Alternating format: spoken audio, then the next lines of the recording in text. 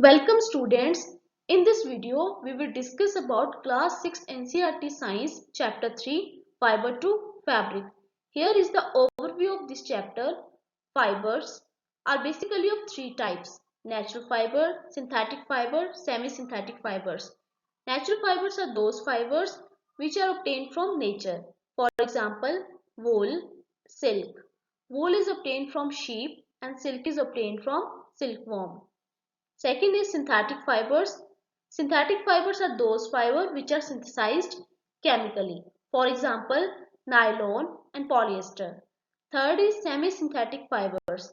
Semi-synthetic fibers are those fibers which are obtained from natural raw material and are partially modified and degraded chemically.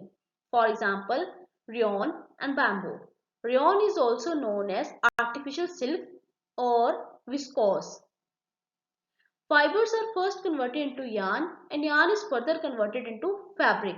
There are various steps involved in the formation of fabric. First step is ginning. In this process, fiber is separated from the seeds by combing.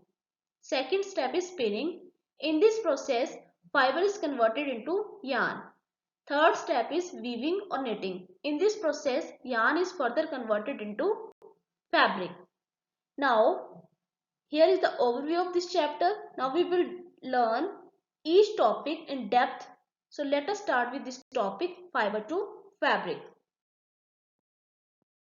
हम जो है different तरह के clothes पहनते हैं different season पे. For example गर्मियों में हम जो है कॉटन क्लोथ्स पहनते हैं क्योंकि कॉटन क्लोथ से जो स्वेट है वो इजीली पास हो जाता है. सर्दियों में हम जो है गर्म कपड़े पहनते हैं क्योंकि ये जो गर्म कपड़े हैं ये हमें गर्मी प्रोवाइड करते हैं. ठीक है. Clothes cover our body and protect us from weather condition, insect bites and make us smart and presentable too. Cloth जो होते हैं डिफरेंट तरह के फैब्रिक मटेरियल से बने होते हैं जैसे कि cotton, silk, polyester, लाइनन, Kashmiri, alpaca, fine वूल, कोर्स वूल. और डिफरेंट फैब्रिक मटेरियल से जो कपड़े बने होते हैं वो अलग अलग तरह के होते हैं. कुछ सॉफ्ट होंगे, कुछ कोर्स होंगे, कुछ हार्ड होंगे. ठीक है. इस तरह से डिफरेंट तरह के मटेरियल जो होता है डिफरेंट तरह के क्लोथ्स को बनाने में यूज होता है. Ancient history of clothes. प्राचीन समय में क्या होता था, लोग पेड़ों की छाल, बड़े बड़े पत्ते, एनिमल स्किन या फर को यूज करते थे अपनी बॉडी को कवर करने के लिए. लेकिन जैसे जैसे लोगों ने एग्रीकल्चर कम्युनिटीज में रहना शुरू किया तो उन्होंने क्या किया, पेड़ों की टहनियों से, घास से मैट्स और बास्केट बनाना शुरू किया, फैब्रिक उगाना शुरू किया, कॉटन, फ्लैक्स. उस टाइम पे क्या था, स्टिचिंग का नॉलेज नहीं था लोगों को क्योंकि उस टाइम पे जो स्विंग नीडल है या स्विंग मशीन है उनकी इन्वेंशन नहीं हुई थी. तो लोग क्या करते थे, सिंपली फैब्रिक को around the different part of body drape कर लेते थे. लेकिन जब इन्वेंशन हुई स्विंग नीडल की या स्विंग मशीन की तो अब जो है लोग जो है स्टिच्ड फैब्रिक यूज करते हैं as a cloth. Even today लोग जो है साड़ी, धोती, लुंगी और टर्बन पहनते हैं जो कि अनस्टिच्ड पीस ऑफ फैब्रिक है. यहाँ पे पिक्चर में दिखाया गया है कि किस तरह से लोगों का जो है लाइफस्टाइल चेंज हुआ विद द डेवलपमेंट. जैसे न्यूलिथिक एज में जो लोग थे वो सिंपली ड्रैप करते थे क्लोथ्स को. एंशियंट ग्रीस में थोड़ी और डेवलपमेंट हुई. इस तरह से इवन टुडे आज की बात करें तो आज जो है हमारे पास वैरायटी ऑफ क्लोथ्स हैं. हम जो है डिफरेंट सीजन में डिफरेंट तरह के क्लोथ्स पहनते हैं. ठीक है. स्टिच्ड क्लोथ पहनते हैं. तो ये जो है डेवलपमेंट हुई है step by step in case of clothes.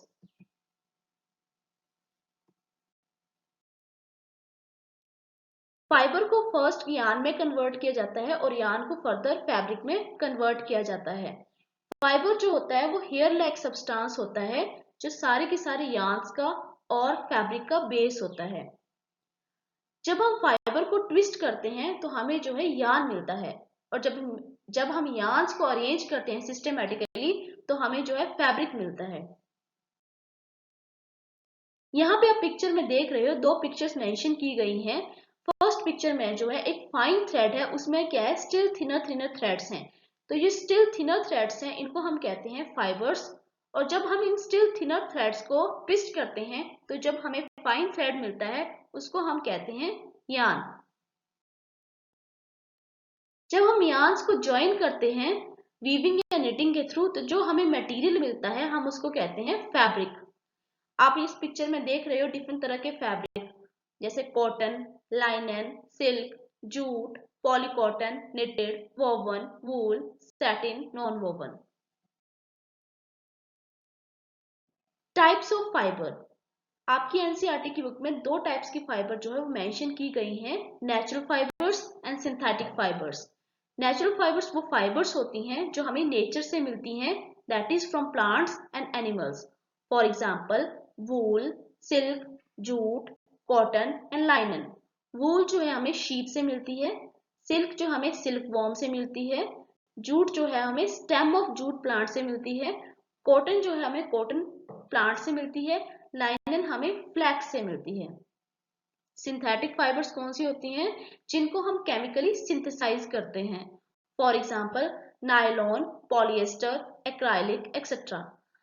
अब आपको मैंने एक और बात बतानी थी, जो वूल होती है हमें जो है शातुन, जो एक डेयर होता है जो JNK में पाया जाता है, उससे भी मिलती ऑब्टेन होती है, ठीक है।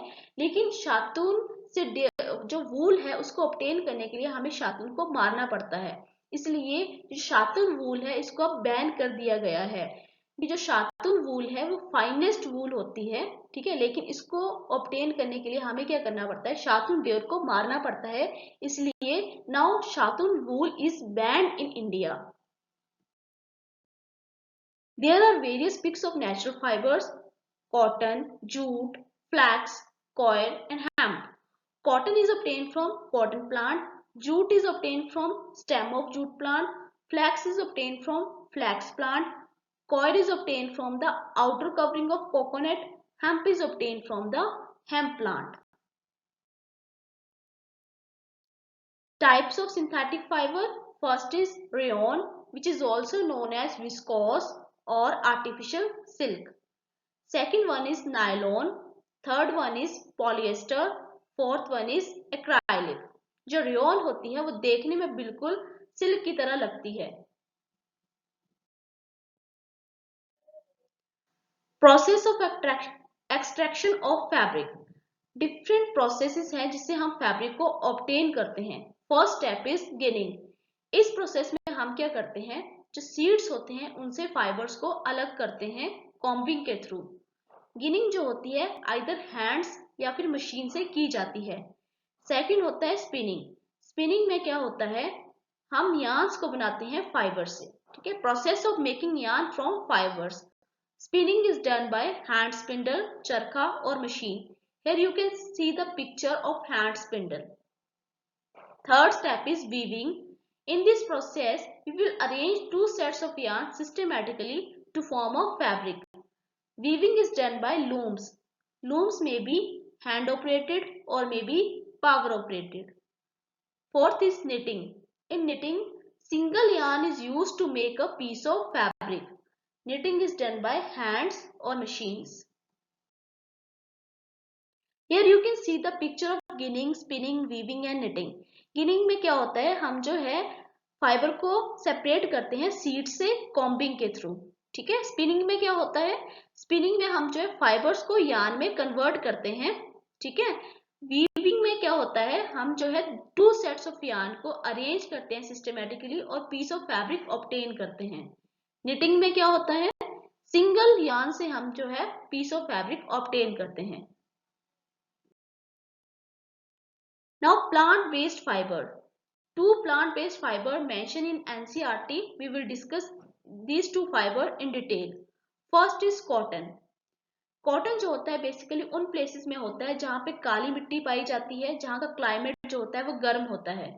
जो फ्रूट्स होते हैं कॉटन प्लांट्स के उनको हम कॉटन बॉल्स बोलते हैं, और ये जो कॉटन बॉल्स होते हैं इनका साइज जो होता है लेमन के साइज के इक्वल होता है।